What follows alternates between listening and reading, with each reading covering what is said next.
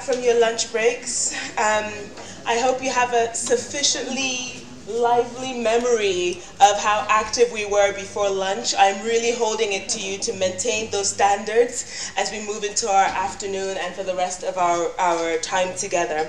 But just quickly to invite up onto stage the ED of our host organization, the International Trade Center, Arantxa Gonzalez.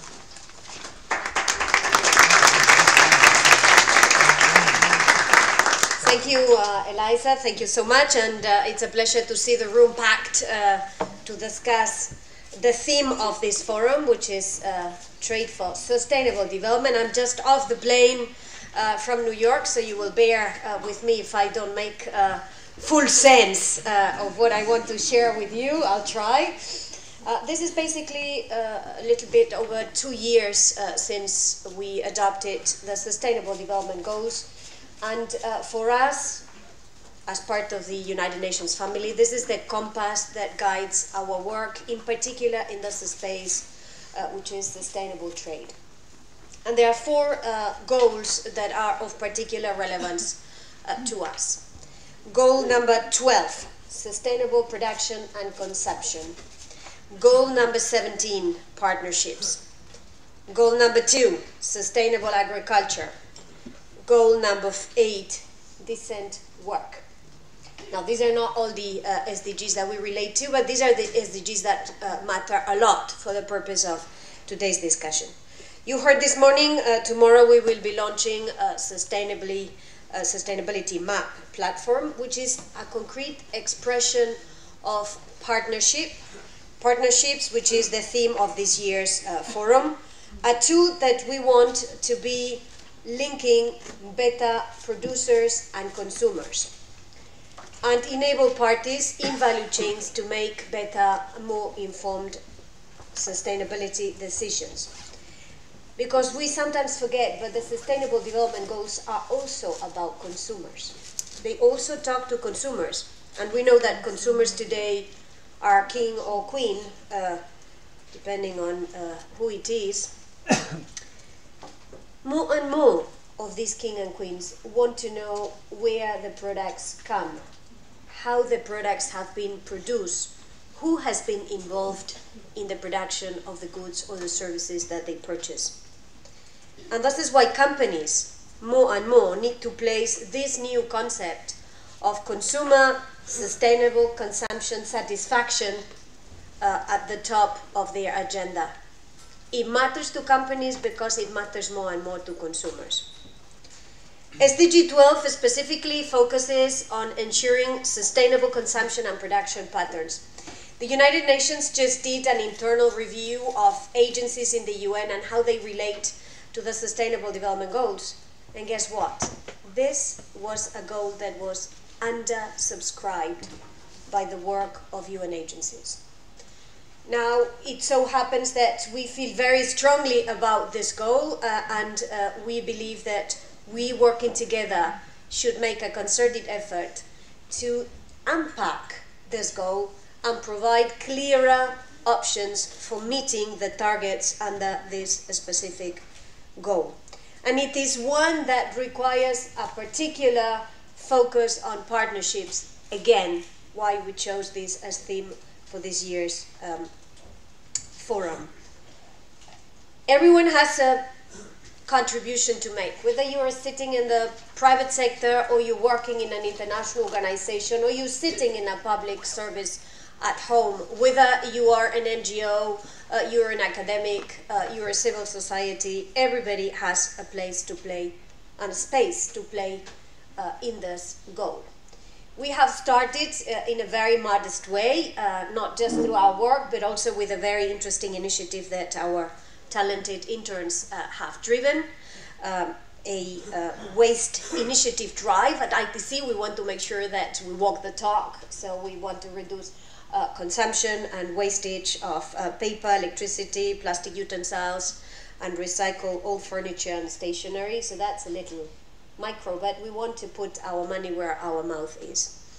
But what counts for us is how much we can leverage, all of us, the partnership that we have built over the years. How can we build on that?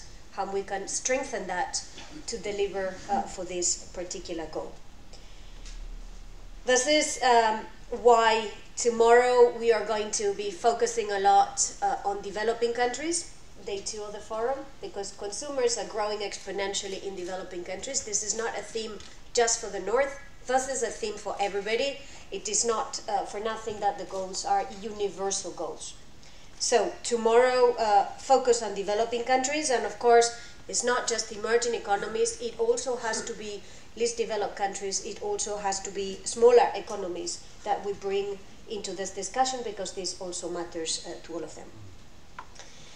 And obviously, as we speak of partnerships, ITC, being part of the United Nations family, wants to make sure that it strengthens its partnerships with other members of the UN family, building on complementarities and leaving behind us this silo mentality that maybe is very comfortable for us individually, but it's not going to allow us to reach our collective goal. And this is where we have decided to invite as keynote speaker for today's event Gilbert Humbo. He is the president of the International Fund for Agricultural Development, IFAD, an important member in the sustainability community as an organization that funds an enormous amount of agricultural development programs and projects on the ground, and for whom, like for the rest of us, sustainable trade, sustainable agriculture is extremely important. President Humbo is no stranger to Geneva, and certainly no stranger to the UN. He was, before being appointed as President Deputy Director General at the International Labour Organization. So very interesting that there is also a way to link all these different dots. And before that, Prime Minister of the Republic of Togo, so he's been there, seen that, and I'm sure he will have great insights to share with us. Without further ado, Gilbert, it's a pleasure to have you with us. The floor is yours.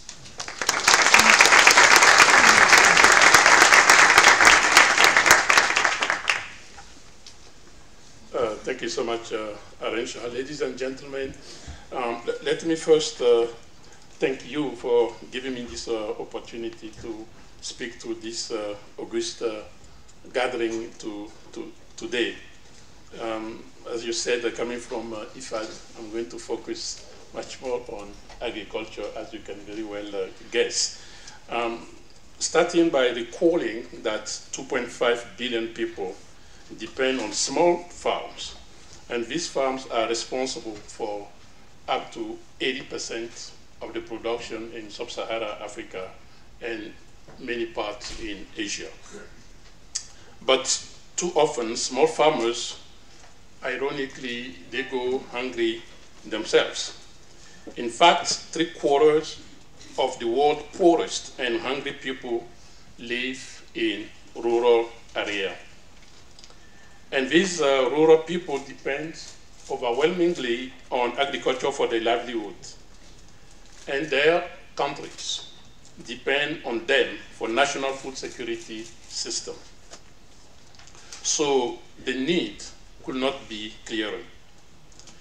Our aim should be to help them grow more and better connect to markets where they can sell their surplus and thereby earn more and build better life for themselves and their families, their societies in general.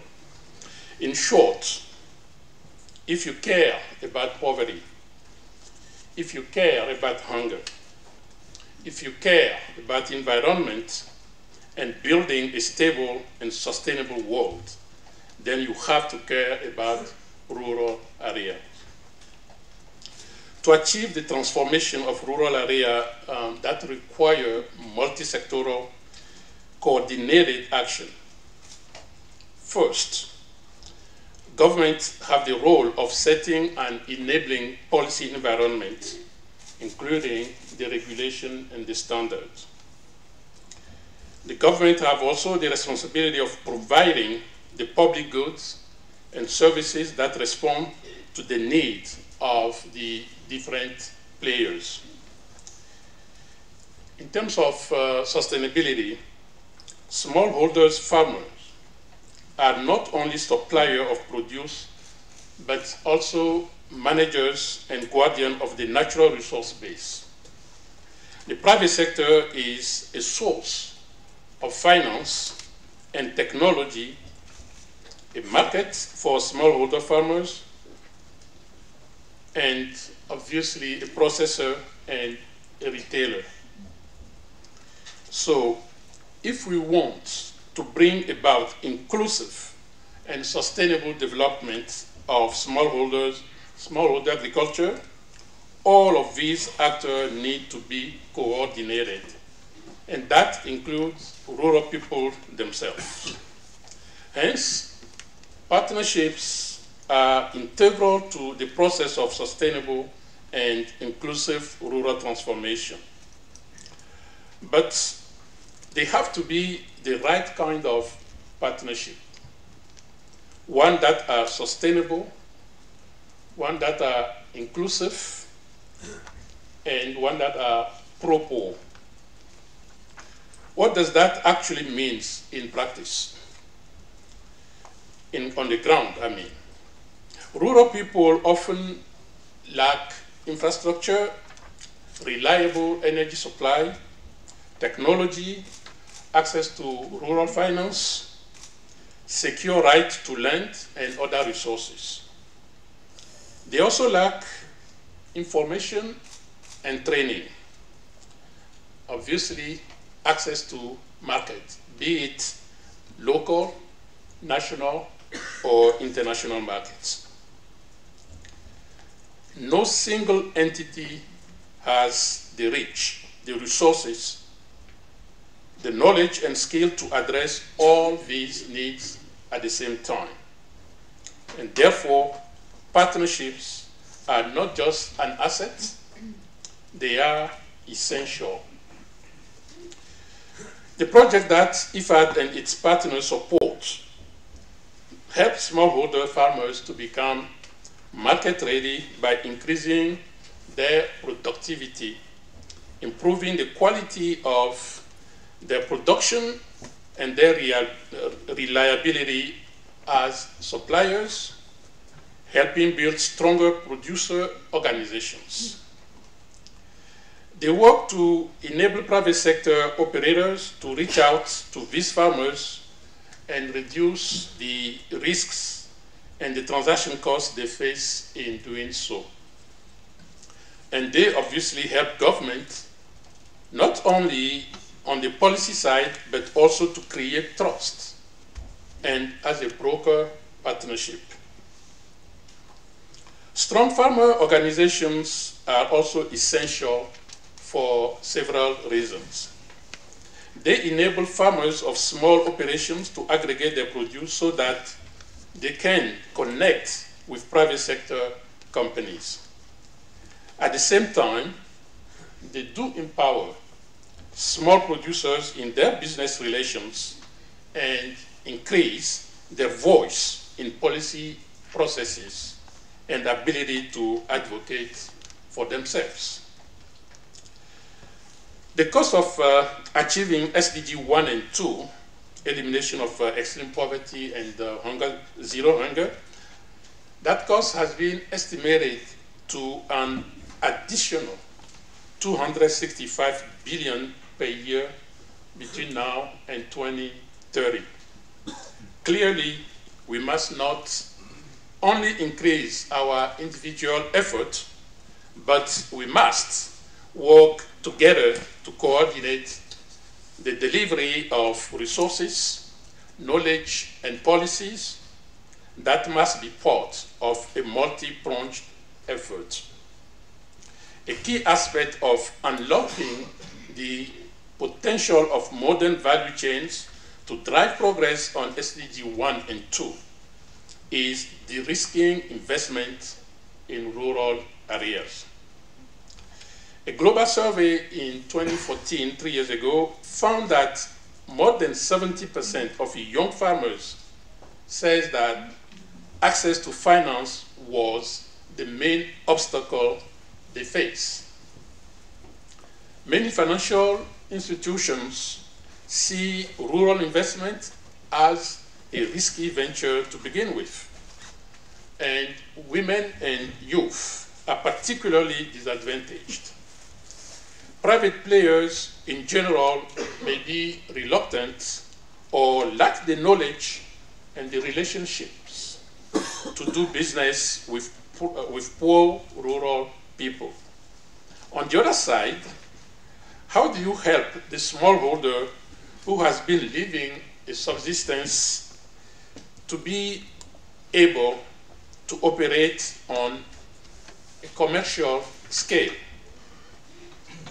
True, without finance to invest in scaling up and moving up the value chain in their activities, they are stuck in a poverty trap. A good example of an effort to address this multiple challenge is our partnership with the Mars company in Indonesia. Only last week, I signed a memorandum of understanding with Mars so that we can expand our work together to improve the livelihood of thousands of farmers in other developing countries who supply Mars with cocoa, mint, rice, and other raw materials.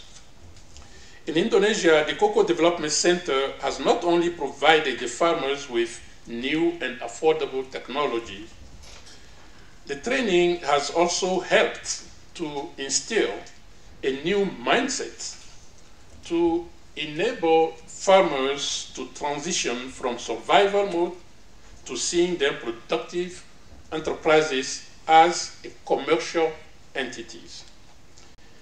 And the project has connected them to a modern value chain and provided an incentive to increase productivity.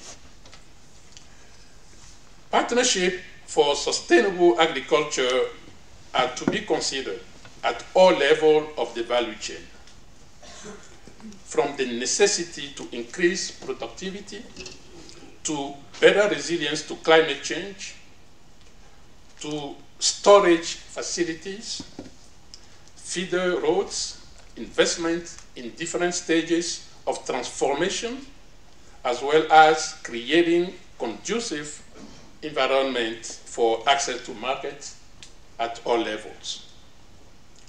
We have seen the model work in various contexts and with the various value chain. In Uganda, for example, we are working with government and a large private sector partner to develop a smallholder-based model for production of palm oil.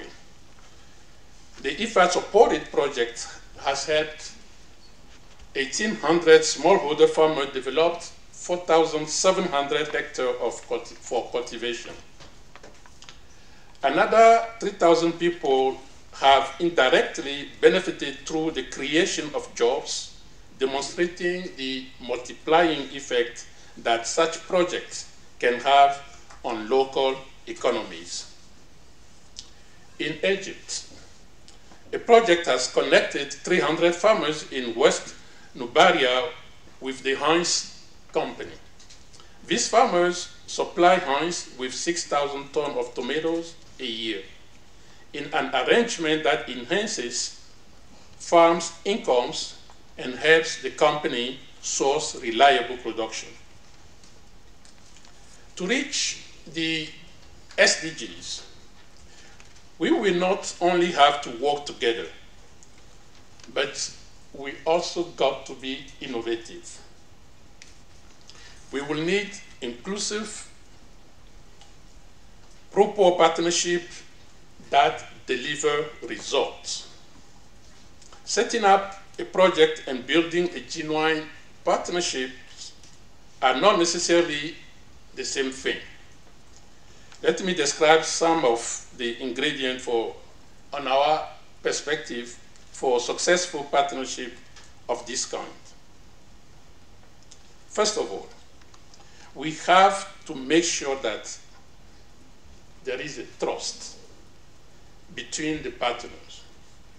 This has to be built on long-term commitment and transparency on all sides. I was looking at this. We need transparency in agreeing pricing to farmers and also a forum for discussing such issues that inevitably arise in an unpredictable world. Second, we need to help farmers organize and articulate their views. Thirdly, you need a private sector partner that is committed to long-term results, that is committed to sustainable practices, and whose, obviously, reputation is on the line. Dear colleagues, ladies and gentlemen, partnership alone cannot cure the global poverty and hunger, but they can make a significant contribution by unlocking potentials. Smallholder agriculture is the backbone of rural economy in the developing world. Global demand for food is expected to rise by 60% between now and 2050. With the agri-food sector currently totaling 5 trillion, the potential to reduce poverty by connecting rural people to value chain is very clear. In Africa, we know, for example, that the import bill is currently around 35 billion a year. And if nothing changes, this could grow to 100 billion by 2025. This being said, we know that this challenge will not just happen by itself. However, we can build the partnerships that will allow us to amplify the results that any of us can achieve on our own. Indeed, we must do this if we want to reach the SDGs. by pooling not only resources, but knowledge and expertise, and backing it up with long-term commitment, we can build a sustainable future in which we all benefit. Thank you so much.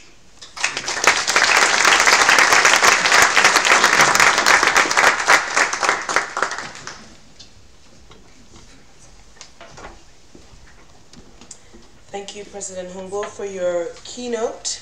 Can I invite our panel for the afternoon up onto the stage? As they come up, I will tell you who they are. So if, in order, so if we can have Vera on that side, I will sit in the middle. So Vera Bormann is the Senior Policy Officer, German Federal Ministry for Economic Cooperation and Development. Following her is Christina Fedato, who is the Team Leader on Sustainable Infrastructure, Products and Services, Collaborating Center for Sustainable Consumption and Production. You guys really need to help me for next year and just truncate the names of your organizations and job titles. It will do me a great service. Melvin Spray, next please. Secretary of the Standards and Trade Development Facility Secretariat at the WTO, and last but not least, Nguyen Quang Vinh, who is the Deputy Secretary General of Vietnam Chamber of Commerce and Industry and the Vice Chairman of the Vietnam Business Council for Sustainable Development. So I will go and take my seat amongst them.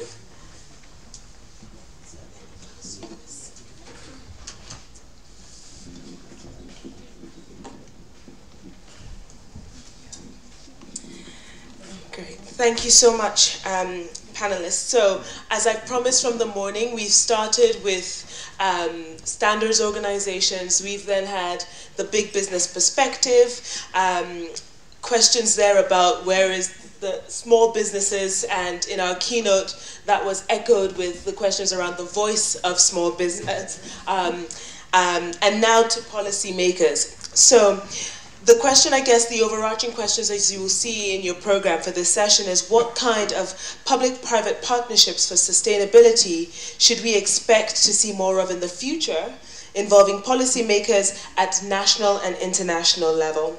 Let me put these down. Apart from this, the 1 minute timer I will need. Okay. Apologies, I'm overladen with papers. Here we go. So, as we've been doing so far, each of our panelists, in response to a question, will sort of set out their stall, tell us a little bit more about what they're doing.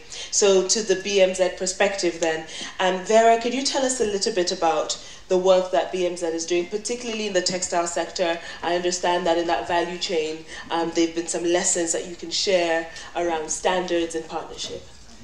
Yeah, thank you very much. I think in the textile sector at the moment, Germany follows the approach of multi-stakeholder initiatives. In 2014, when we also realized that legislation alone is not effective and further legislation not really promising, we decided to set up the Partnership for Sustainable Textiles. Do I have my presentation there? It should be. Oh, perfect. So in 2014, I think we're going. Anyways, in 2014, the Partnership for Sustainable Textile was founded, and very quickly we went from initially a coalition of the willing of 6 to 34 in the first year, and after 2 years we had already 188 members. Out of these 188, more than 100 were companies, and not just some companies, but it were those big brands and retail companies of the textile sector in Germany that made up 50% of the German textile retail revenue. So we had all the big brands from H&M, Primark, Tchibo, Aldi, the big supermarket chains. We brought them quite quickly together. Anyways, we very soon discovered some lessons learned, or we had to learn some lessons learned. Because despite the fact that so many companies entered very fast, we also soon got the first threats. Namely, if you don't manage to increase the number of members very soon till the end of 2018, we're sorry, we have to leave because we need a level playing field. And if we are willing to do something, we are willing to apply or to comply with standards, but everyone else also has to do this. then we faced the first other problems. We were calling more and more companies to fill up at least to 75%. About 20% of the companies I called, big companies that all of you know from the pedestrian zones, they didn't even have a responsible department or person or anyone to speak with about corporate social responsibility. So I think a lesson we learned also is that we really have to have patience. And this was a problem. I speak a lot about problems. We have a lot of successes. I hope I have time for this later. But what we noticed is that the media was not patient enough. So while we were still trying to gather and consolidate the partnership, the media was already bashing us, telling, well, this partnership is existing since 1.5 years, nothing is moving, only paper, and so on and so on. And this, for sure, lowered the chances that we could acquire new members to the partnership, with the old members saying, we will leave if no new members will come. So, in the end, I think one lessons learned is that from the beginning, you have to have a good relation with the media. I mean, just transparent information, just trying to explain that such a process to change a complete sector needs time. You also need a secretariat. We had a secretariat from the beginning, but we needed much more staff than we initially thought, because all our members had so many questions, the lines were all the time busy.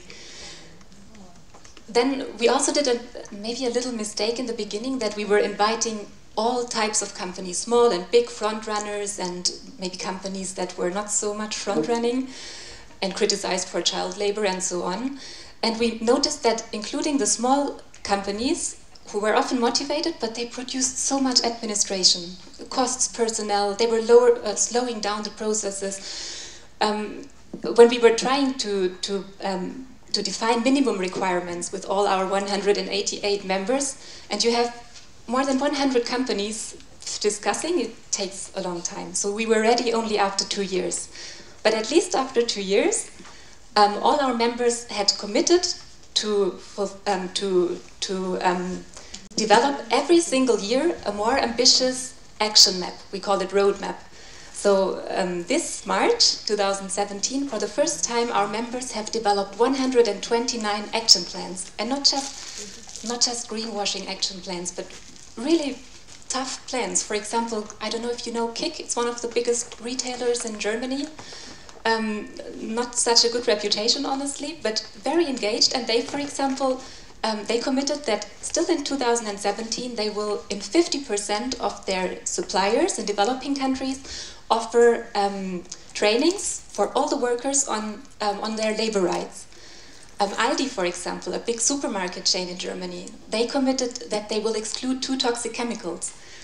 And the German government also, we also had to write a roadmap, and we committed that until at least the year 2020 of our public procurement of textiles, 50% should be sustainable until 2020. Now, because I have to finish, to mainstream now the recognition of voluntary sustainability standards. As a basis of the partnership, we have a tool, the expert tool that we have in cooperation with ITC and ICIL. So we don't want to set up completely new mechanisms, as the criticism of Vera from Brazil was indicating. So we try to base our minimum requirements on this expert tool that we have developed together with ICIL and ITC. That's really fantastic. Thank you so much for what is, don't worry about, I think, not often enough do we get sort of a look behind the curtain of some of the challenges, because, and perhaps that's why the media is impatient, because organizations just like to talk about success. And so our patience for what, or our expectation of what that should look like has very much been shaped by the information we've been fed. So thank you so much for your candor. So if you pass the mic along, please, to Christina. I wanted to ask you to talk about, give some examples equally of partnerships that the CSCP has been involved in implementing, and what has been the role of policymakers within that? Okay, so thank you very much for the chance to be here with you. The CSCP is a relatively small organization. We are around 50 people working on many different projects, looking for collaborative solutions for sustainable development. And I will talk very briefly about 3 of our projects. One of them is called Banana Forum. So we are based in Germany. So the Banana Forum is a German project, also funded by BMZ through GIZ. And the focus of the project is to look at the supply chain for the banana that comes to Germany and try to develop multi-stakeholder solutions to turn these supply chains more sustainable. So it goes from the policy level also until the action plan level. The other one I would like to tell something about is the Green Public Procurement project that we developed in Bhutan under the Switch Asia program together with other partners. In this one we were not the lead partner. And the Bhutan government wanted to have the public procurement process as a driver for sustainable development. So they had not only the whole of regulating, but also the executive action of being the procurers and mainstreaming their own policy recommendations. So one of the results of this project that has just been finished was a set of policy recommendations to mainstream this procurement or sustainable procurement practices to broaden the impact of the governmental actions and also to develop policies for more transparency in the supply chains. The other, or the third and last one, is the Horizon 2020 project. It's called R2Pi. It's the road to circular economy. It's a set of actions to bring the circular economy approach from a concept into reality. So support policymakers, support companies to really find roadmaps and practical solutions in 4 main sectors. We are working with water, energy, construction, and food. And for all of these 3 projects and also others that we take part, they are all based on multi-stakeholder discussions and multi-stakeholder solution finding, and also going from the policy into the implementation level. So one feeds the other, one supports the other. So learning from existing experiences, we can drive or recommend policies and also go back to the practical level. This is very present in these 3 projects, and the kind of recommendations or lessons learned that we have would be that the same way that we say that companies cannot do business as usual, we cannot also have regulation as usual or society as usual. If we have new challenges, we have to find new approaches, and the policymakers could be enablers could lead this change, supporting more innovative solutions on trade, on business models, on products, on services, and being also part of mainstreaming niche solutions. No niche solution is sustainable if it's not possible to be scaled up into the mainstream of the trade or the economy perspective. It would also be recommended for, from our perspective and from our experience, to have more ambitious agendas from the policymakers' perspectives, and also to hear more, to understand more other stakeholders' needs.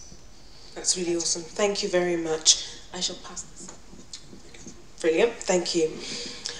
Melvin, can you tell us what the Standards and Trade Development Facility is at WTO, and do you think its activities could potentially be seen as a model in the voluntary and private standard space? Yes, I can. Well, that's a really short answer. If you pass the mic back over.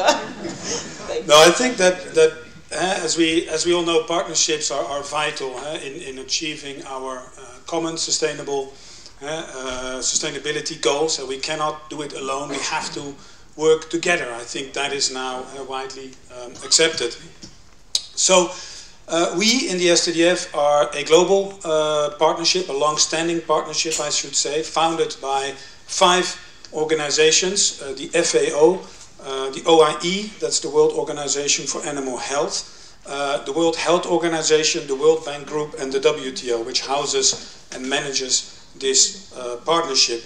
And what we do is we help developing countries to meet sanitary and phytosanitary. In WTO jargon, this means SPS. SPS, import requirements of trading partners and gain and maintain market access. Now, compliance with SPS measures is very important, can be a major barrier for many developing countries, and mind you, is not something that is voluntary. It's actually mandatory to comply if you want to get your products across the border and start participating in global regional value chains.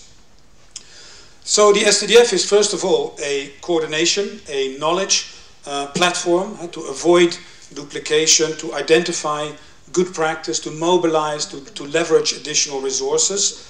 And the work here is very much focused, for instance, on capturing the lessons of existing public-private partnerships in the SPS area. What can we learn from these approaches? More recently, we have also looked at reducing SPS-related trade costs in the context of the broader trade facilitation agenda in the WTO. Second, we also provide seed funding to develop and also to implement collaborative, innovative projects. Many projects that can act as a catalyst to provide more SPS support. And many of those projects include participation from the private sector as, for instance, a provider of resources, but very often also knowledge and expertise. And to give an example, in Thailand and Vietnam, we, for instance, implemented a project in partnership with government agencies, with universities, the Can Tho University in Vietnam, and major food businesses. And the project really helped small-scale farmers of fruits and vegetables in the value chain to better manage food safety risks.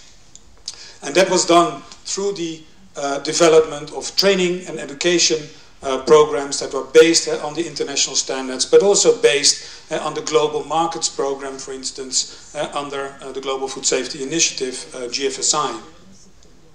Now this STDF model, I should say, it really works. Of course, housed by the WTO, it has a clear convening power, which is important. It benefits also from the input of various technical organizations. And personally, I think that the knowledge platform STDF and the funding mechanism sort of not working in parallel, but continuously reinforcing each other is a value added. What we can see now is that the STDF has been an example. For instance, more recently, to establish mechanisms around trade facilitation. We know that in the WTO, in the Committee on Technical Barriers to Trade, TBT, in WTO jargon, there have been WTO members that have voiced their support to create an STDF for TBT, which I think is rather interesting. Others, again, have said no, STDF should remain focused on food and agricultural products. This is a sector that is very critical for many developing countries, but it could expand over and beyond the official regulations. It could also look at voluntary and private standards. And I think that the time will tell. It's the members in the partnership that eventually should decide on this. The STDF will undergo an evaluation, an external evaluation next year, and perhaps that recommendation can also come up with, or that evaluation can come up with some recommendations to that extent. Thank you. Thank you. And then to our final speaker, what is driving sustainability amongst Vietnamese companies, and what supporting role have you seen for your organization and the ITC in this space? Yeah. First of all, I would like to thank ITC, and thank you very much for giving me a chance to speak here today. And I think that we are living in the area of partnership, a partnership and network of the network. So a partnership, I think I don't see the other way, the only way to, we work together and we prosper together, especially when, in the year 2015-17, SDG has been approved, adopted by 190 leader of the country. And I still remember that day when I also was there, on the 26th, when the head of the ITC and myself and a number of other key players to launch the SDG number 2. That also, very much relate to the future plan that VCCI, Vietnam Chamber of Commerce and Industry, and ITC is going to work together to use the standard map of ITC, to promote the sustainable agriculture in Vietnam. So I want to share with you that one of the kind of partnership, multi-stakeholder partnership that we are planning to do, and the other. I think that I have 25 years of work experience at Vietnam Chamber of Commerce and Industry, and I don't remember how many project or partnership we have been implementing, or right now, at VCCI we are implementing a lot of business-led, partnership or initiative or private-public partnership. But I want to share with you a few that, one of the partnership that impressed me a lot, that, we work with a number of key players like Adidas, Nike, and other NGO to address the occupational health and safety, and the payroll, the salary, the time hour. And after that, after the project finished, and the project impact, that lead to the government work with the other ministry to promulgate very important policy we call the National Target Program on Occupational Health and Safety. That one of the criteria that measures the success of the project. The successful partnership is never-ending partnership, and I can share with you that a lot of companies in Vietnam participating that are participating in the project and participated in the project. And now, now they became bigger, much bigger in terms of volume, export, and of employee. And I can see some of company when they participated in the project, they employ about 3,000, but now they are employing 55,000 employees. So it means that it say everything, in terms of the profit, what they can do for the society. And we also work with the different ministry and international partner in Vietnam to set up our, corporate sustainability index. And we use our indexes to benchmark, 100 most sustainable company in Vietnam. And that also, we are doing also in the manner or, in the spirit of the partnership, private partnership. And the other, I want to share the knowledge, but the initiative on circular economy. You can see that in the publication called Better Business, Better World by the Business and Sustainable Development Commission, that a lot of opportunity for the private sector coming from the implementing 17 SDG, the 12 billion US dollar, and among that the opportunity, the business opportunity for the circular economy, circular initiative, is 4.5 billion per year. So I think I will work with the other, how long? 1 minute left.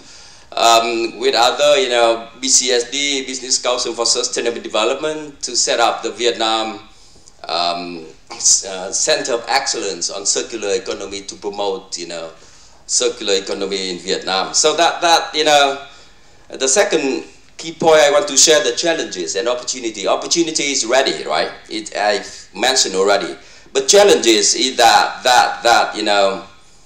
I think the financial sector is still very slow to back up the implementation of the businesses, especially for small and medium-sized enterprises.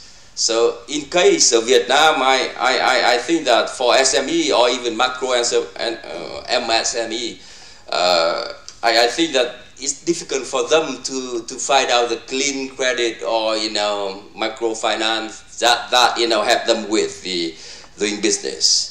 And the other challenges, I think, is that the equal distribution of benefit or profit in some partnership, private-public partnership, or in some business-led initiative.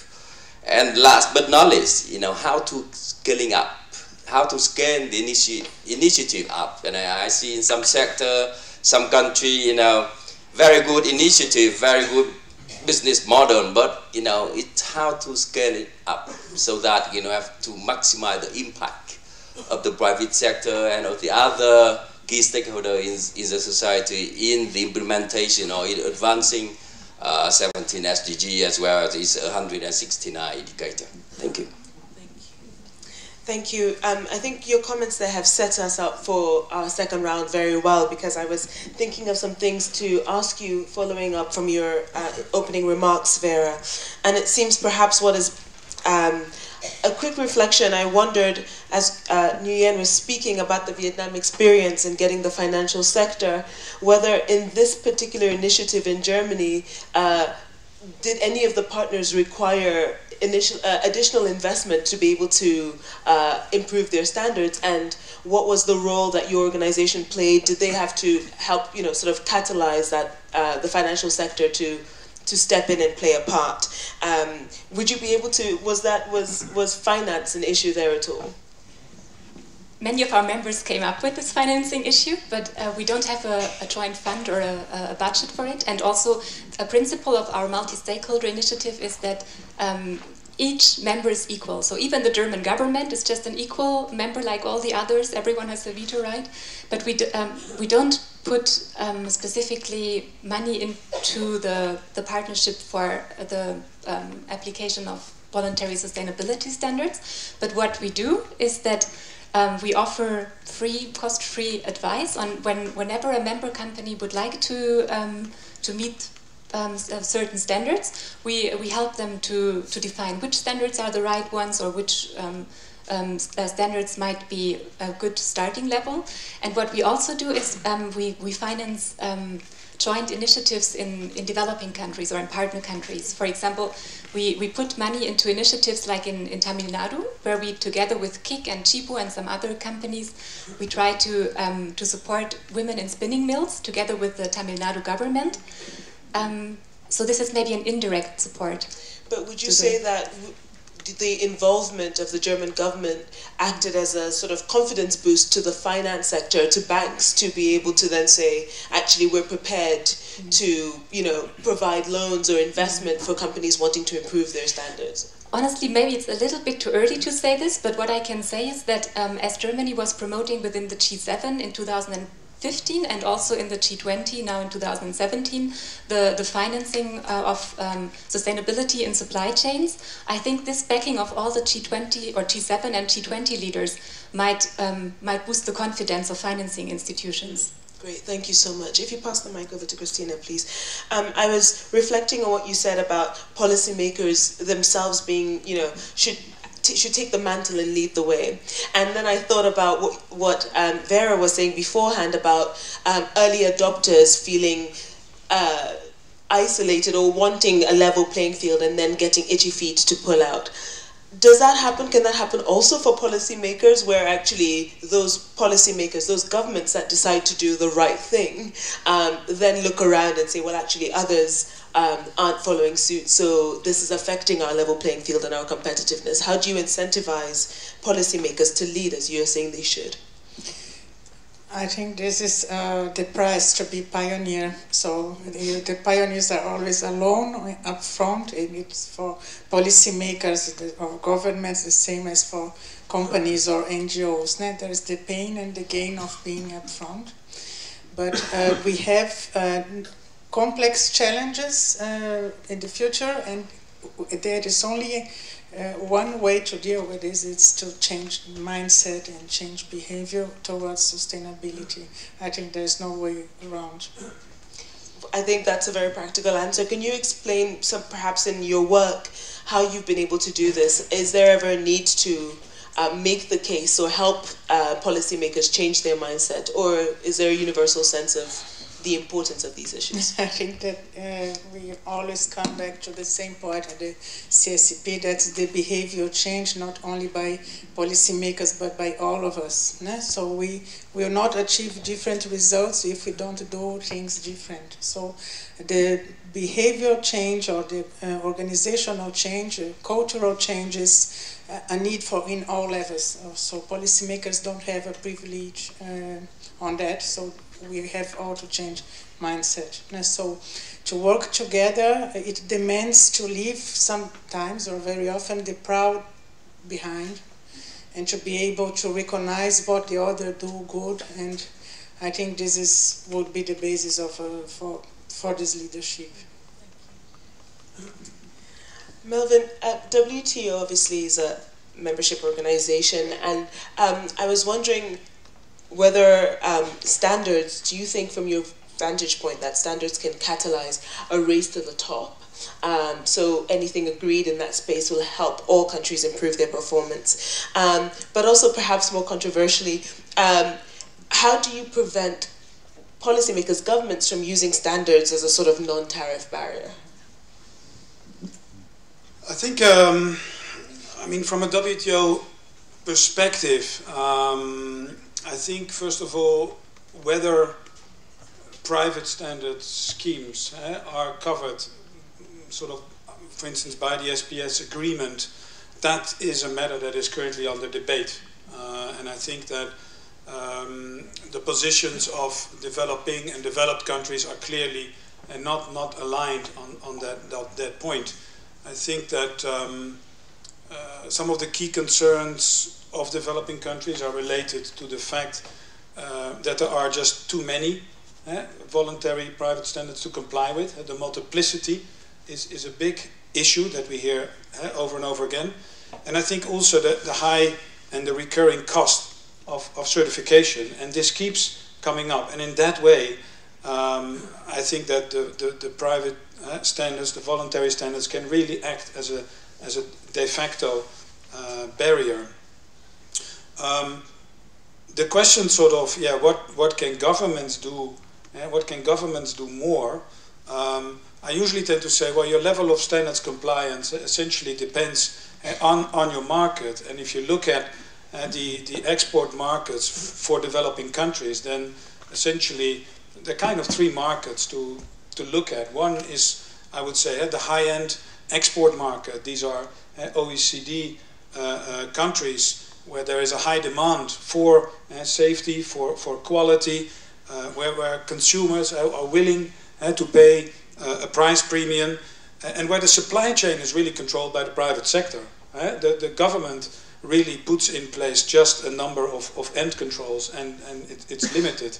If we look at sort of the other end of the spectrum, we have sort of a traditional food market where the ministries of health usually are responsible, are really trying to keep out sort of the most dangerous chemicals and substances from the supply chain, and that is where the needs are biggest and where the support should be focused. And for many of those markets, it's really too early to start talking about voluntary standards. The needs are just very different, apart from, I would say, some niche markets, perhaps. And if we then look sort of in the middle, we can see kind of an emerging domestic market where, for instance, supermarkets, restaurants, tourism, where there is kind of a higher demand for safety, for quality, but where competition is still very much on price. And there I believe that governments can do much more by supporting training on good agricultural practices, good hygiene practices, good manufacturing practices. And I think the project that we did in Thailand and Vietnam is I think, a good example. And where governments can also do more, for instance, to control the input of chemicals and to regulate the input of chemicals and also feed. I think that is quite important. The situation is, I think, different in the area of animal health and plant health, where you need to keep out pest diseases. It's different from food safety, but I'll leave it at that for now. Thank you. Thank you. Nguyen, I was trying to pick up, because you've been here with us all day, remarks made in the last panel where we were talking about, or from the floor actually, where there was the example from India where the sense was that actually it's better that companies get on with it because governments might slow them down. What is the experience in Vietnam? Who is driving the uptake of sustainability standards, and what are some of the challenges there? I think that you know, in Vietnam the government is playing quite important role in fostering and encouraging the private sector to be up with the sustainability standard. Taking for example that right after the 17 SDGs has been adopted, the government of Vietnam also promulgated the action plan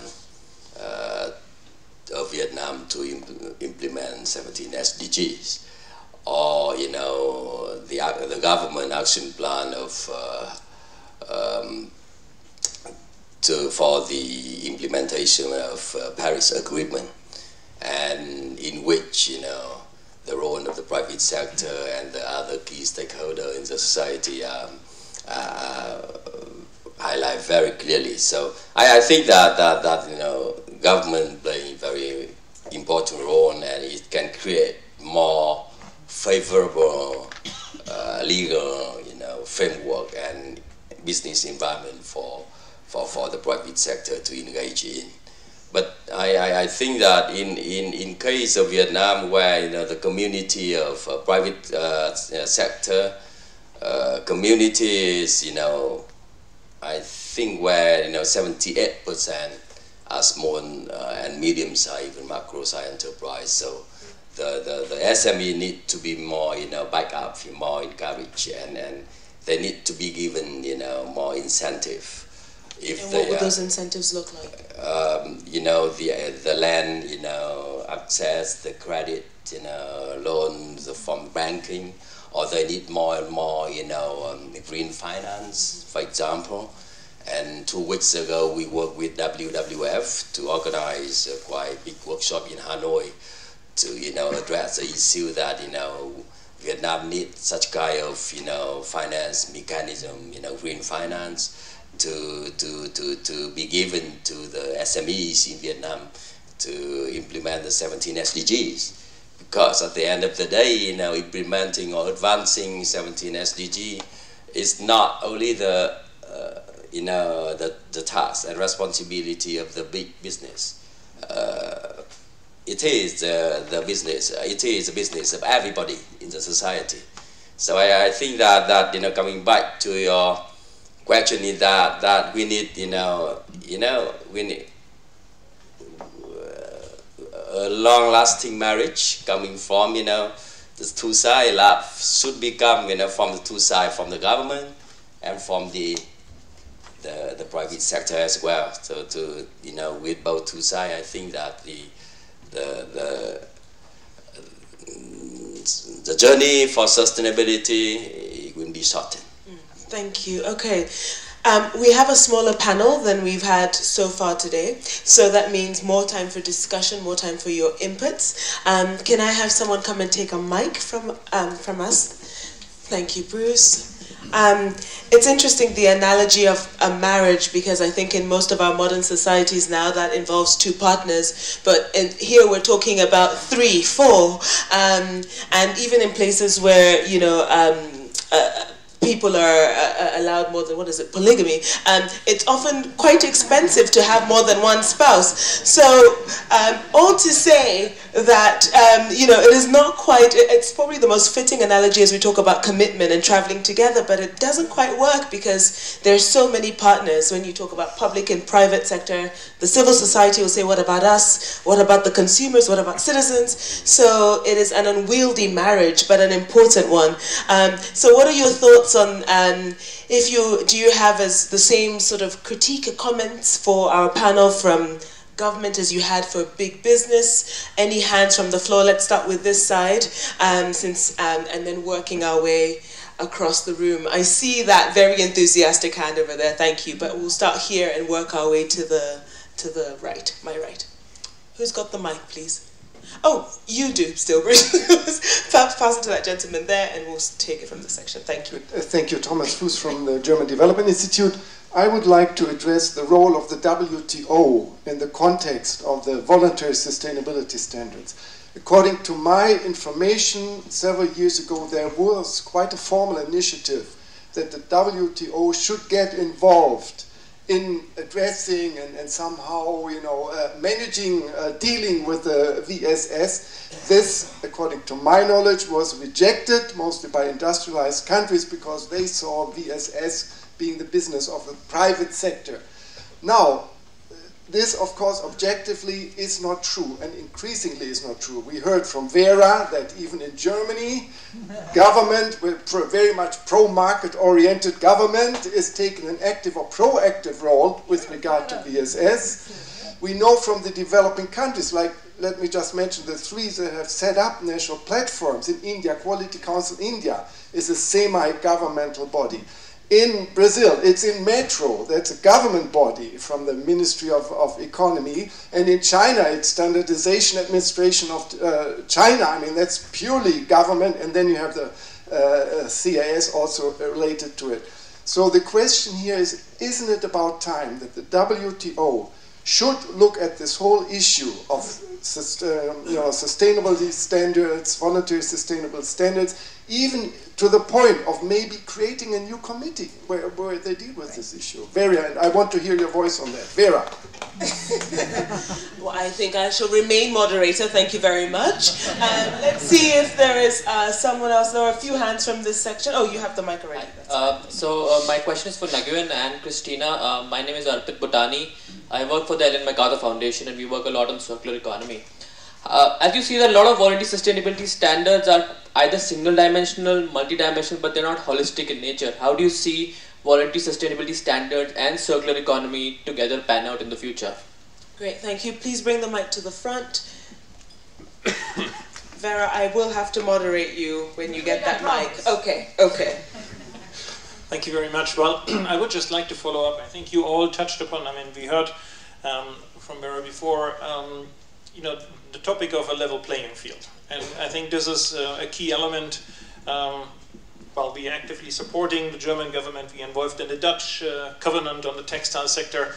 But most of our members are large multinationals or smaller multinational players that cannot afford, well, I now follow the French due diligence law, then I have to do the Dutch, then I have to do German, and then Denmark, and then Sweden, and so on. How, and I would really be delighted if you can shed some light on how do we arrange for a more level playing field among the operators. Thank you. Thomas, just to say I love you, because you just put the right question, the right moment. The point is, look, we see a German representative and a lot of Europeans, again, defending the issue. My question is to Melvin. Melvin, is the US completely out of this discussion? Because you have persons all around the world. There's any American here? Sure. Please, can you say something on? But you are in the but you are in The question is, the US was one of the strong opposition on, if you are in this kind of organization. Okay. The question is, what's going on here? Yes. Melvin, what's going on in the committees? The TBT and SPS, still the same position, US, European Union against it? Thank you. Where is our mic controller? Ooh. Is a high pressure job, Bruce. Okay, over to this side, please, from the middle. Bruce, if you come straight to the middle section, and then we'll work our way to the front. Are there no hands there at the back? No. Okay. If you come down here, please.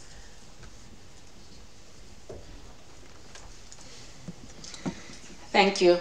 My name is Alicia Froman. I'm from the Economic Commission for Latin America and the Caribbean in Santiago, Chile. I wanted to raise a slightly different point, which is the importance of involving producers from developing countries in the standard setting process in the developed economies. Because, well, that's where their market is. And definitely, I think also to be able to bring about this marriage you were talking about, there has to be involvement from different sectors. We can talk about that later. I also have a publication. We've worked with Latin American coffee producers and exporters and governments from 11 coffee producing countries to participate in the European Commission Product Environmental Footprint Program.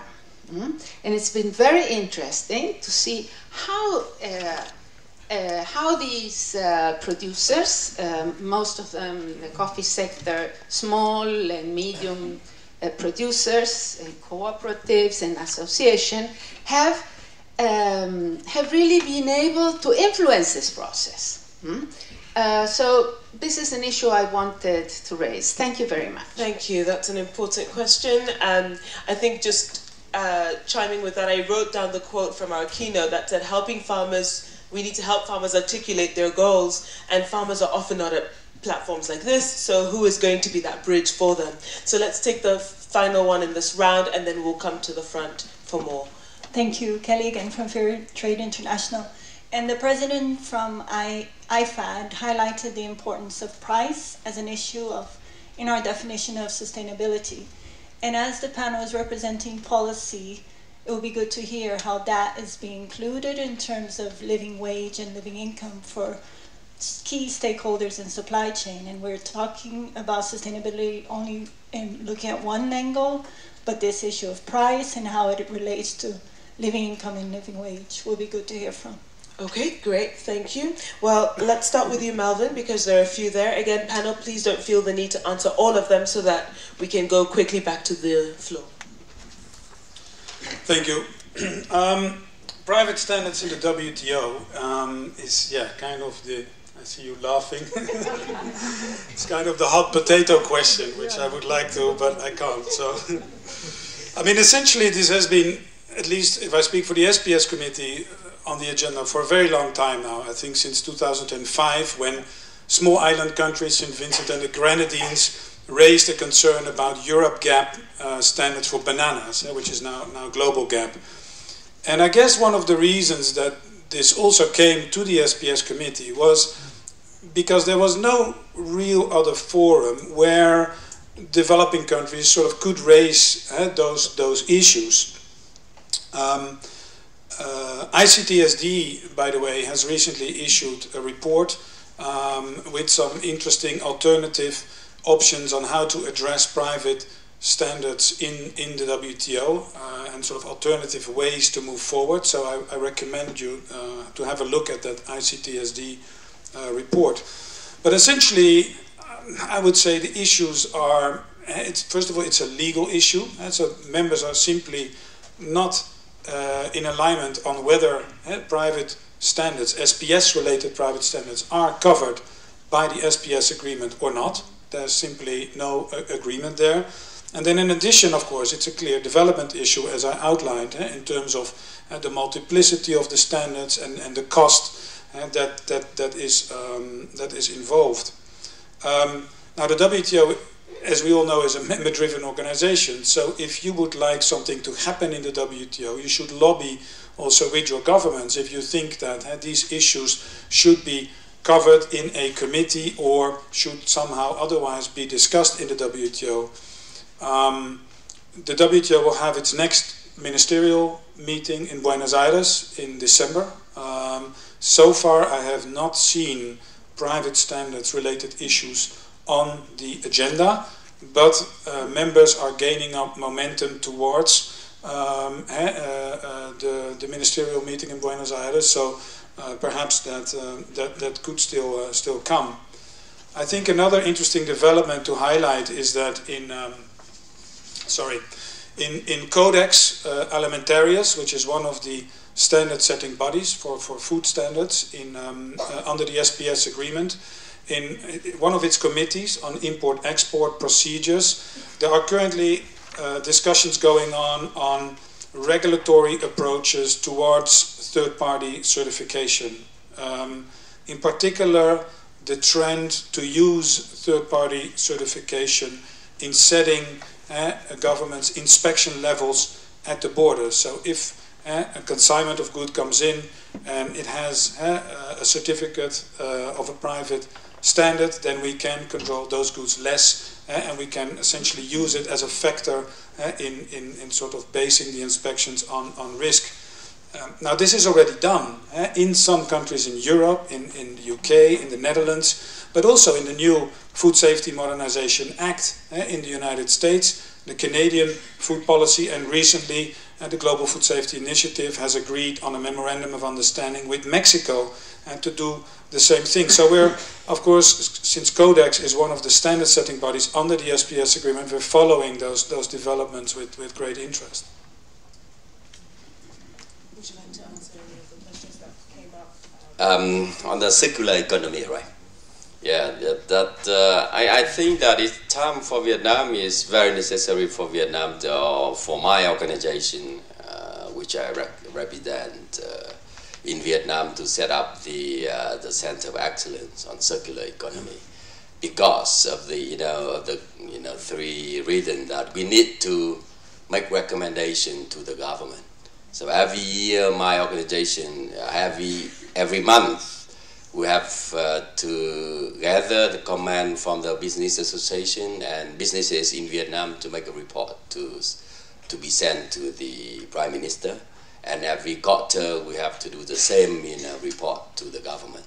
So we think that it is necessary to change the regulation and the law of the government so that it can enable the business solution on circular economy in Vietnam. It's no longer, I think it's time to stop thinking about the waste, but it's better to think about the secondary raw material and thinking about the new technology, and that lead to the new business model on circular economy that I has been mentioned, that 4.5 billion US dollar per year.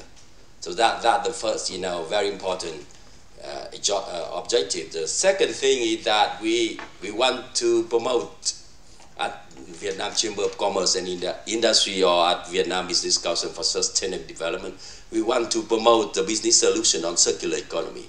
We got commitment from Coca-Cola, Unilever, and a number of our members to demonstrate with the circular economy. And thirdly, we want to establish the kind of secondary raw material marketplace at VBCSD so that we can do an exchange. And in order to do that, you need make recommendation to change the regulation and the law. So I think that on the 10th of October we are going to have a very big event. We call that annual Corporate Sustainability Forum of VBCSD, where we have the minister, we have the deputy prime minister, who is the chair of the National Council on competitiveness and sustainable development, and we are presenting our plan on that event. So we are very committed to the Center of Excellence on Circular Economy in Vietnam. Thank you. Christina, perhaps, oh no, I'm passing the mic down. I was going to ask Christina if you could perhaps, I don't know which of the questions you had thought to speak to, but perhaps the one around wages and income, you had any reflections for that? I'm just trying to make sure that all the questions from the floor get tackled as opposed to just a handful. I'm not sure I could contribute on this. I would prefer to, because the question from our Ellen McCartan colleague was directed to the both of us, yes, and I also like to answer the other one from the Chile colleague, or try to answer part of this. But Ellen McCartan Foundation is sure one reference for us, the CSCP, and also at the Archipay project. I'm not completely sure if you are a former partner in the project, but sure a source of knowledge for us. And I see the circular economy as part of the future solution for sustainable development or sustainable production. And it's an example of one new area where we don't have regulations yet, we don't have enough standards, and what we try to do in our project is to understand what are the market needs or the producer needs to make policy package recommendations per sector and per activity. Now it's being worked at policy package on packaging, a set of recommendations for packaging, for instance. So I think that regulations and standards should be going together with the development of the knowledge on the private sector, and also not only private but also involving the consumer. About the Chile perspective on your question, how to engage more the producers, it's important to notice that if we look into many supply chains, the first links of the chains are in developing countries. Not only agriculture, but also mining, metal, and other high-impact industries. So, but small farmers, as you asked, or small producers are very involved into survive. So I see that they don't have the time to be here, for instance, if they have to manage to have money for tomorrow and for next month. So I think the way to provide this kind of engagement is really to get support for developed countries, and also through governmental local actions, because only opening space for small farmers or small companies to participate is not enough. They need support. Sorry not to be able to. No, that's absolutely fine. So I think we have the question on the level playing field left, and I can at least say something in terms of the Sustainable Textile Partnership, because we really see this as the biggest challenge to internationalize it. We have member companies like H&M, for example, who say that if we don't internationalize and if we don't harmonize the processes within the EU, they will sooner or later exit. We have other companies like Inditex, the biggest fashion retailer, who doesn't even enter our partnership exactly because of this reason. So we are very well aware of it. And that's also why we basically are lobbying together with the Dutch government on the EU level. We have presented different approaches on the EU level already, and I don't know if someone heard it, but some weeks ago the EU Parliament requested the EU Commission to draft laws on how sustainability could be promoted in global supply chains. So I think this is a little progress, and even though it looks like now at the moment we're only in close cooperation with the Dutch, 2 weeks ago I met the head of the Swiss Textile Association, who also showed his interest, and we also have to see that I think a big success is already reached if we create a level playing field on the EU level. And if you think that the Dutch and the Germans are those who are very active in the EU Garment Initiative, I think it's at least a very good start. And we're also in contact, very close contact with the ILO all the time, with the Sustainable Apparel Coalition, with the OECD. Okay, let's see if we can go back. Bruce, are you ready? Let's head to that side. Actually, there was the gentleman here at the front. Sorry, let me take him, and then go to that side because there were hands that were up from the first round. See what we can do in our last 20 minutes. Thank you very much. Charlie Arden-Clark from UN Environment again. Just one example of a policy which led to a financial mechanism which led to credit for this, and this comes from Brazil. The Southern Brazilian Development Bank, whose English acronym is BRDE, have a $500 million credit line for sustainable consumption and production. That has existed for 4.5 years, which is roughly the time when Brazil created a national sustainable consumption and production plan. And this was a wholly Brazilian response to precisely the question we've been talking about, which is finance. So, independently of the rest of the government, the Southern Brazilian Development Bank said, oh, all these SMEs are going to need finance for this. And they created this credit line, which is now almost completely spent, in fact. It's almost all allocated. The really interesting thing is that the rate of expenditure from this credit line was somewhere between doubled and trebled after the SDGs. So from the moment when there was a sustainable consumption production SDG, suddenly everybody was going to this bank. So I'm not sure any of the lessons are still in, but there you have, you know, it was not so much a regulation, a national action plan, but it was a framework to act towards SCP, which led to a financial mechanism from a development bank in their own country, which is now being spent so that basically SMEs can move to sustainable production. So it can be done, it just needs a bit of planning ahead. Thanks for the example. Okay, let's head to your left.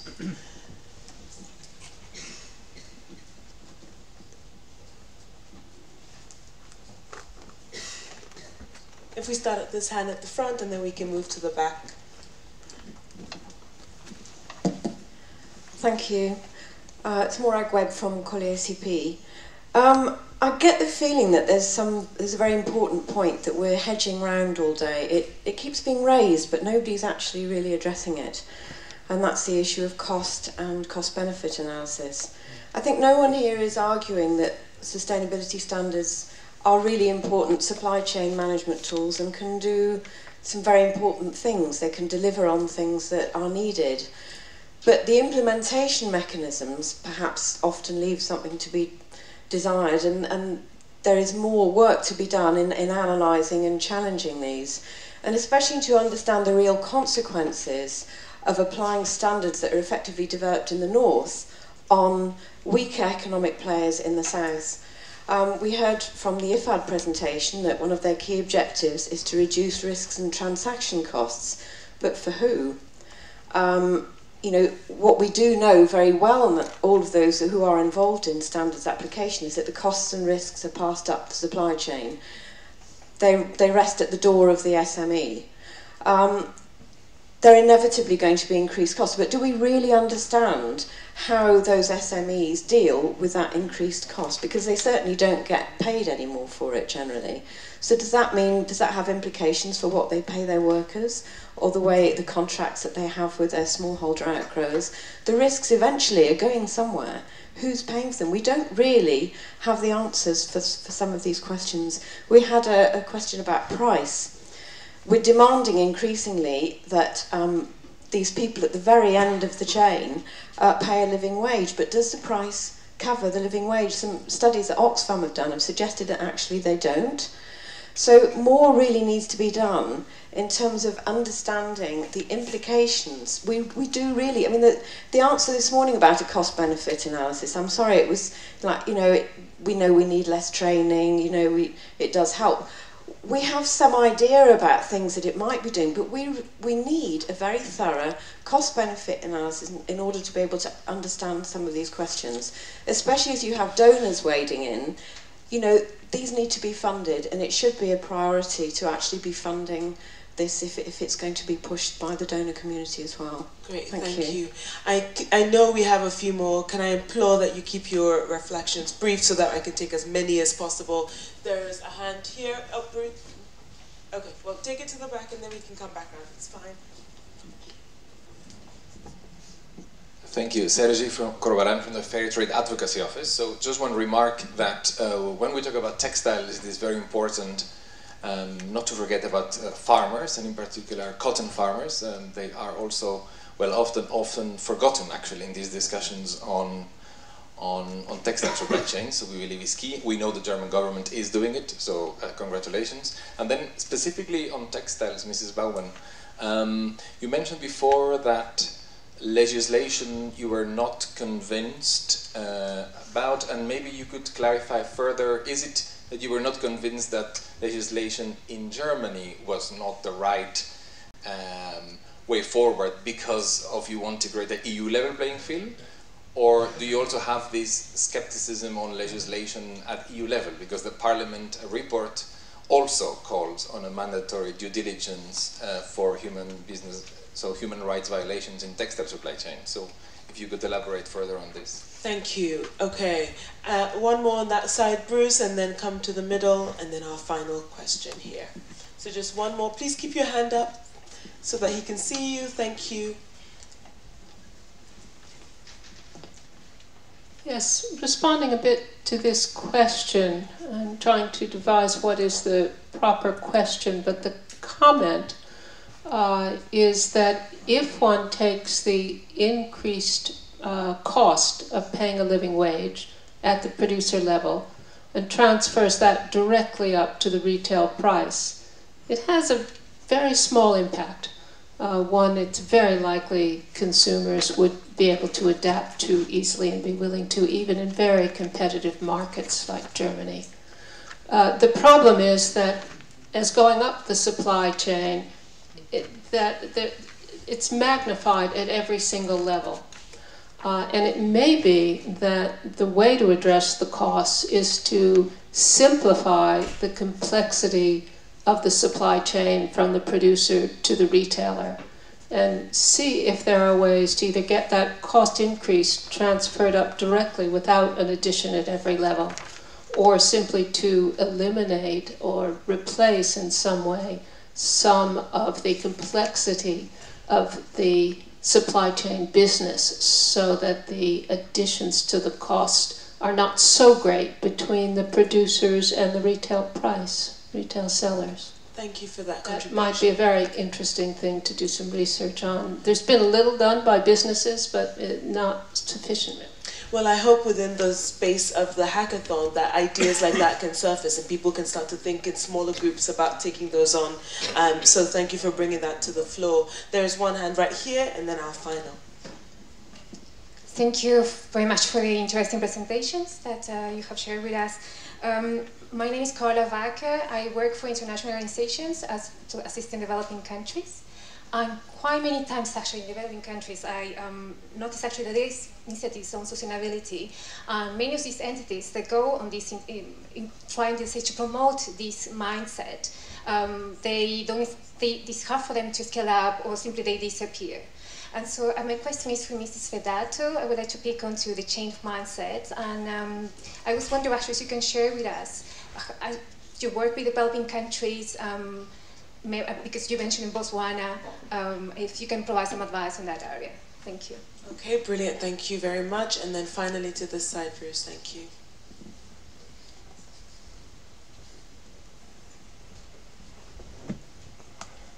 Thank you, Pierre Gröning from the Foreign Trade Association.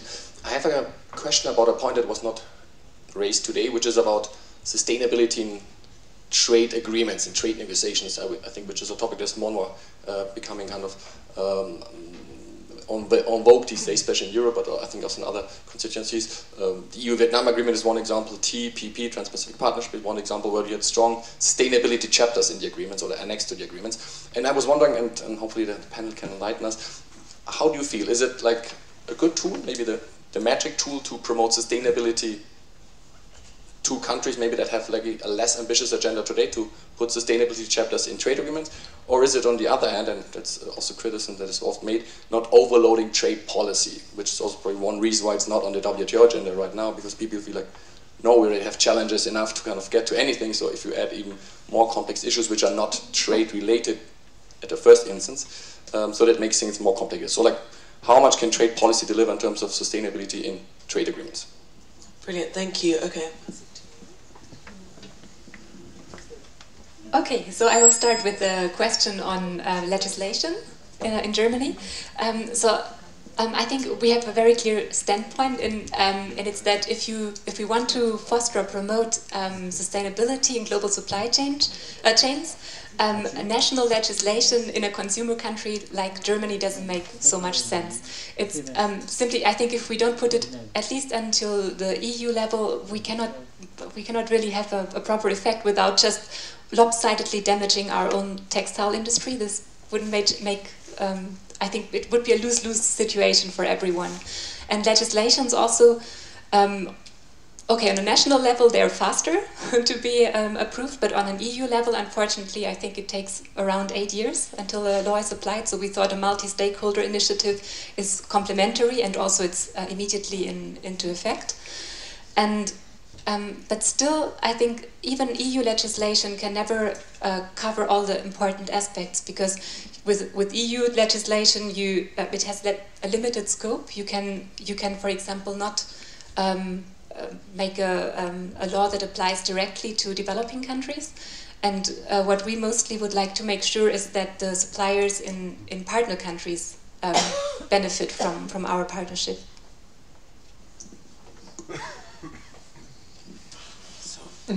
I'd like to comment on the questions or notes that were done about standards from north to south, not going to the price point, but saying that for many developing countries, the main problem of the supply chain is compliance. And if we set up standards here from the European perspective, it doesn't capture the first level of commitments that small farmers or other suppliers should achieve. So it's very difficult to capture with standards or international standards the local compliance requirements. It's a big challenge. I don't have the answer. I just wanted to point this out from the north to the south. And the complementary comment on this, that the price would not affect that much the consumer. I would like to share one experience I had in Brazil with a big retailer that had a scandal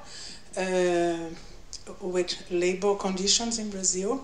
And I took part of a group that did a research with more than 100 suppliers from them.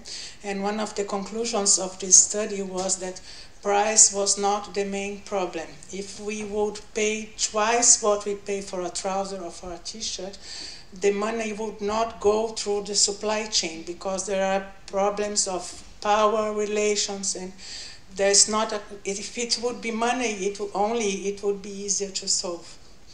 And perhaps this comes to the other question from the colleague there, that the behavior change is behind all kind of decisions that we have. We can all here get the same numbers, the same information, and the decisions will be different based on our values, on our culture. So I think what we work a lot at the CSCP is the change at the individual level. As Christina before, being a representative of the CSCP, and I can only change something in the organization I am in if I come to an individual consciousness of the need of thinking global and thinking on a sustainability perspective. It's not easy, but it's the only way that we see in our experience there.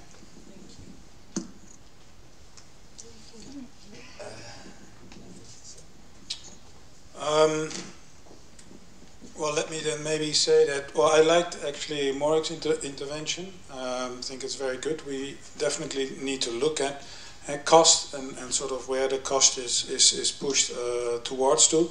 This is also a continuing issue that developing countries raise in the WTO.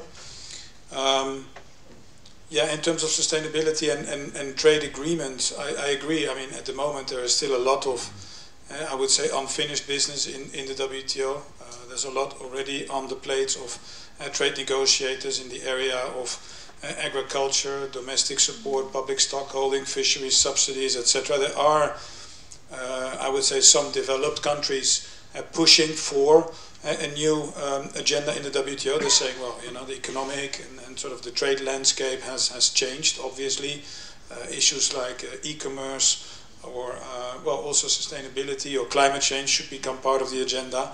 But developing countries are saying, well, we need more time to study the effects of all this. I guess, you know, putting this in well, bilateral or regional trade agreements, if many sort of bilateral regional trade agreements do this, then eventually the issue will be pushed up towards the global level. Okay, ladies and gentlemen, as our speakers were speaking, as you were speaking, I was thinking, how do you conclude? Because it seems the more we peel the onion, the more we see that the problems are seemingly intractable. They're all related to one another in some sense. That actually, perhaps while we get a deep dive into each sector with standards organizations, business, and now policymakers, you also need all three talking to each other all the time. And so perhaps there isn't a nice, neat bow to tie around this discussion because we've heard already just said that there are issues outside of our day-to-day work around power and justice and equity and equality and a world that is changing faster than the institutions that are devising the policy to keep up with it. So all of that is a very nice segue to after our break, we will have a mini hackathon. And what better place to get together to think about some of the solutions to all the challenges and all the dust we have been stirring up into the air. So please do come ready for that in 15 minutes. We will be starting back up at 4 p.m. Before you head out for your coffee, please give a round of applause to our panel. Thank you very much for your contribution.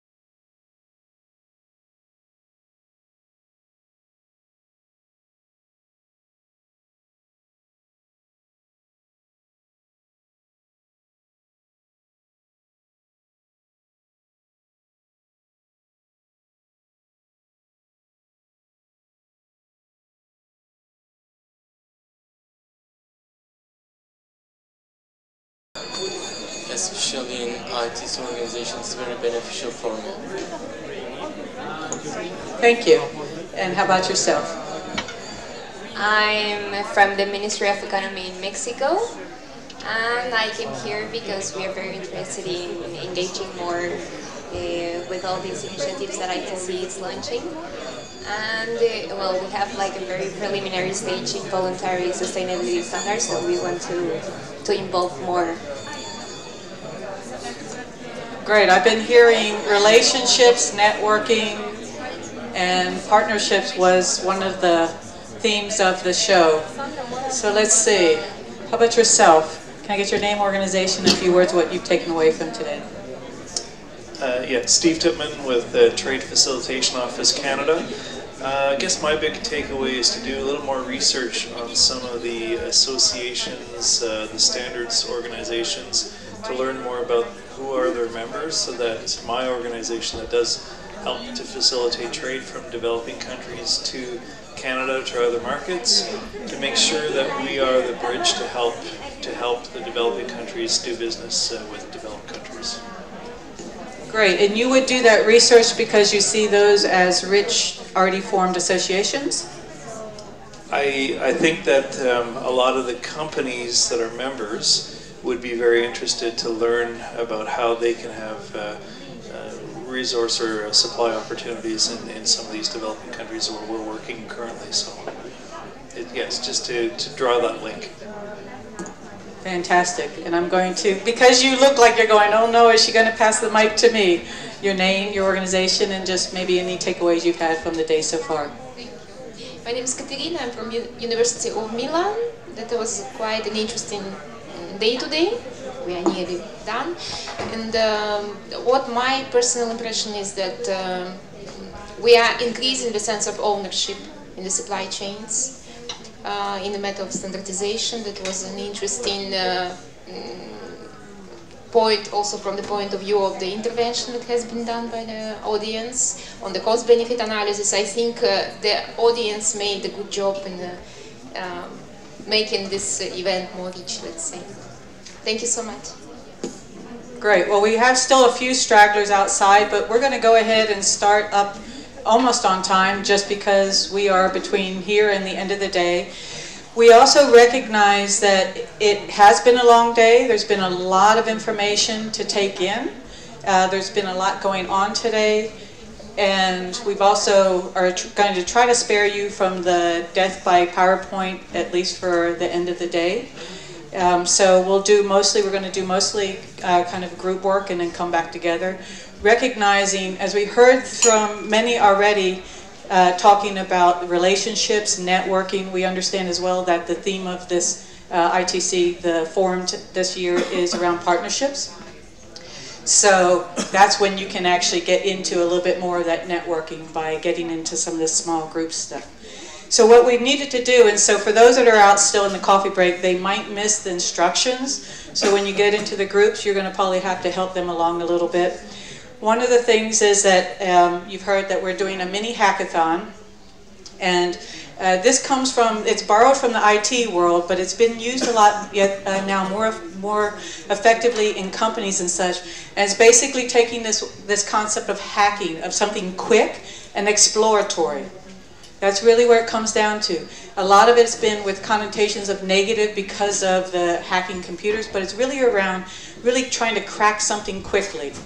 So then it comes from hack and from marathon, the two words brought together is where it comes from the IT world, where generally they would just say, okay, we're going to go away for 3 days or for a full day or for a week, and we're going to try to resolve some type of problem. So it's really around exploring innovation. Now, we can't do a 3-day marathon. We're not even going to do a full day. So it's really kind of a hack-a-sprint. Or a mini hackathon. So what we're going to do is, we've heard already a number of challenges brought up this morning and this afternoon. And the idea is, as I said, you're really looking around, getting technical and expertise around the challenges and solutions. We heard a lot of the challenges that have come up. So the theme is, we said, how do we keep this a little focused? One of the themes has come up, and it's interesting, it's one of the principles of the ITC, is around transparency. We heard a lot about transparency in different forms. Transparency on the cost benefits, transparency around our relationships, transparency about the impacts, what's happening in our supply chains. We've also heard a lot around the words trust. Now, the Dalai Lama himself said, without transparency, there is no trust.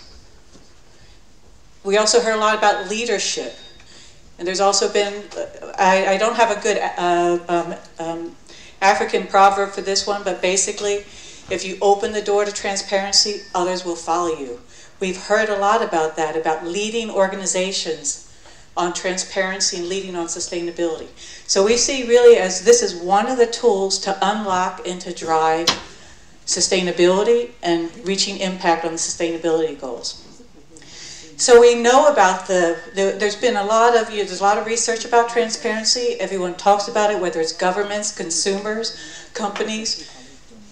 We need transparency in our supply chains. It helps identify the risk, helps identify the priorities. It helps us to unlock those opportunities.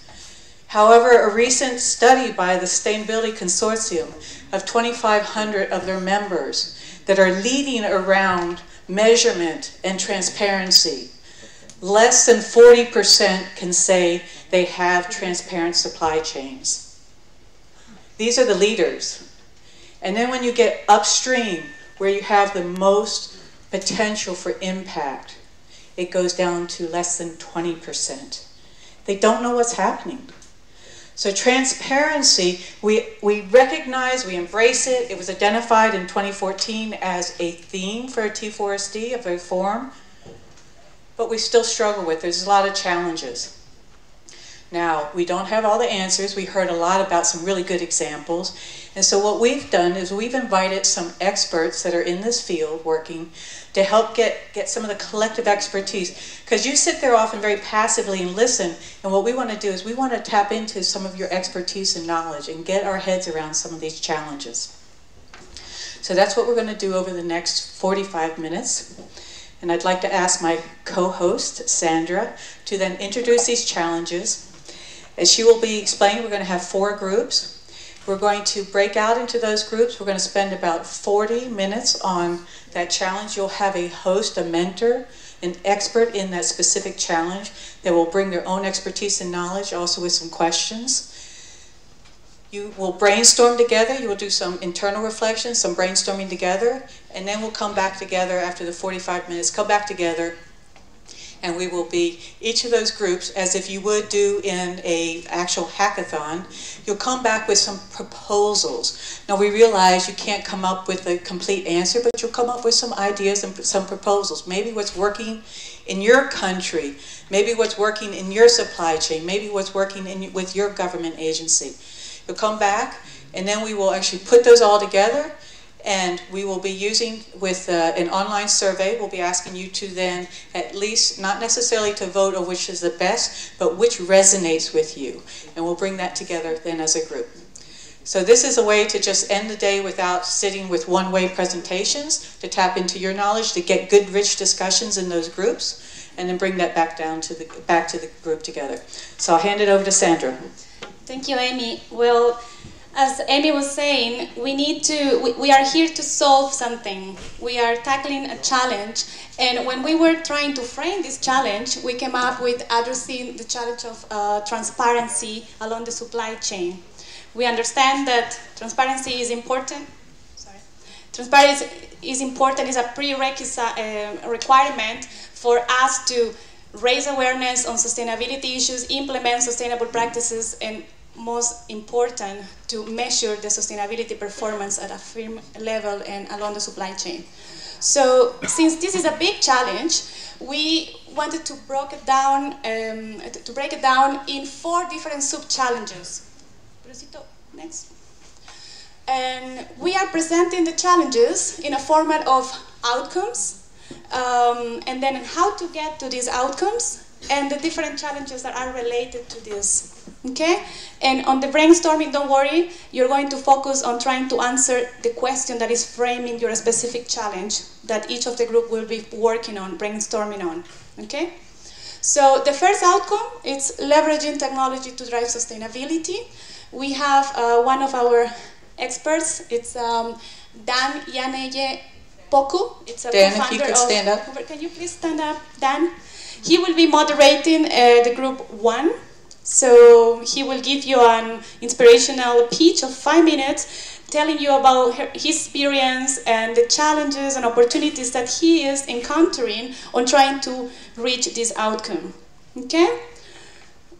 You can go to that corner. So people will start to understand where to go after when we split in groups. Thank you so much, Dan. Then the outcome number 2 is making data sharing work. So companies share data to streamline processes, gain and maintain business relationship, and to achieve sustainability commitments.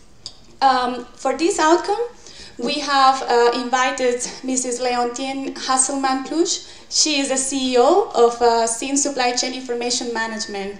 Thank you so much, Leontine.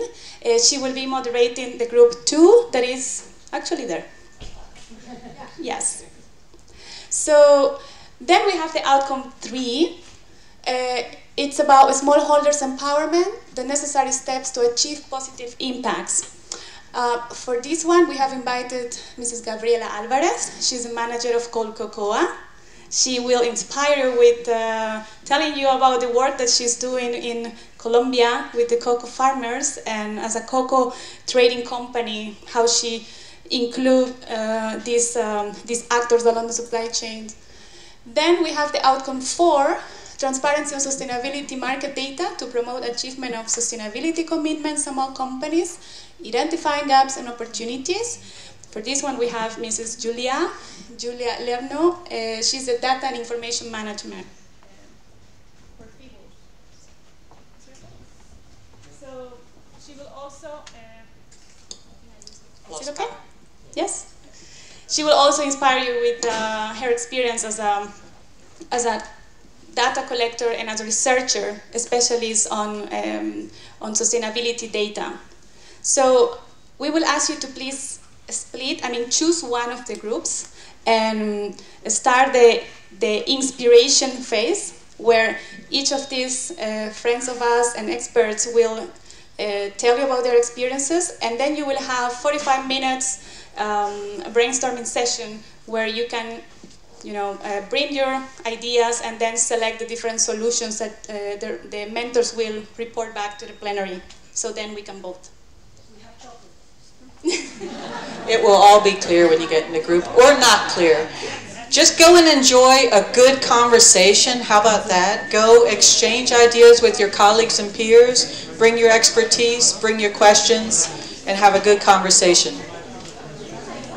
So we have data and technology in this corner. We heard from the second session, we heard people talking about how data and technology can connect smallholders to the SDGs. We have in the far corner around supply chains and data sharing.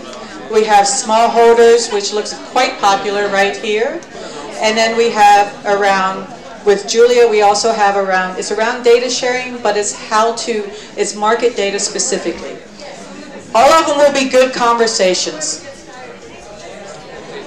Data technology, over here, with Dan.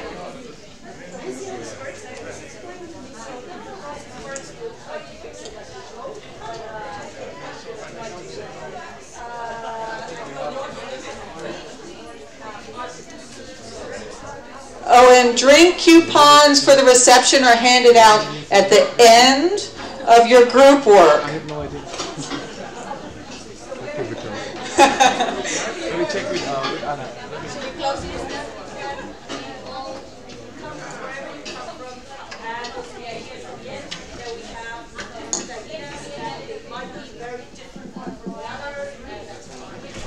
There's still, how about some people over here in the market data area? Over in this far corner. Number 3 is here, right here with smallholders.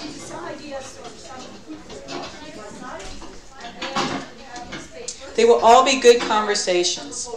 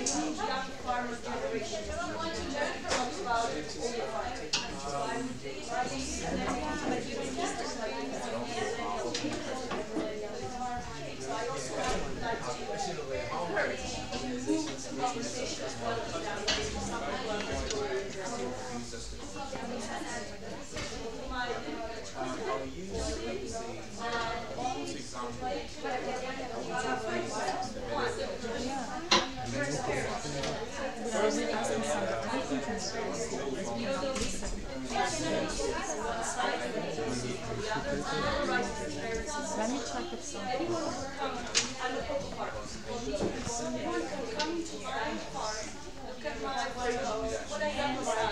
See how I take care of my hands, but I cannot always say well, I see how I can take care of my brain, how will I make it speech I want to do.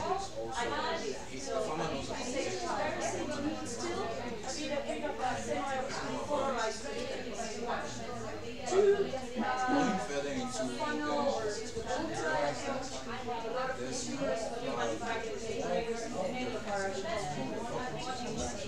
have a lot of people. That is a fact. So us managing how the world works, there's a dynamic industry and economics that we have to work with it.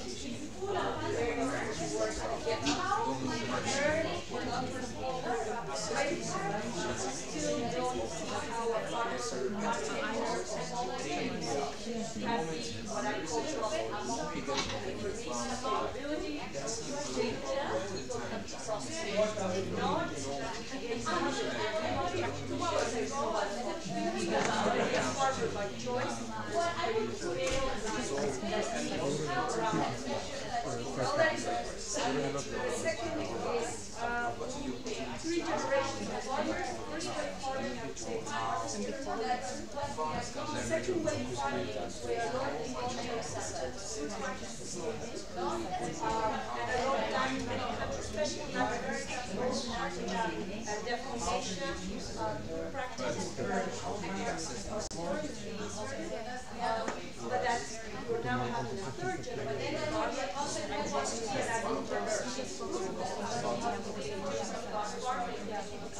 That is not just it's education.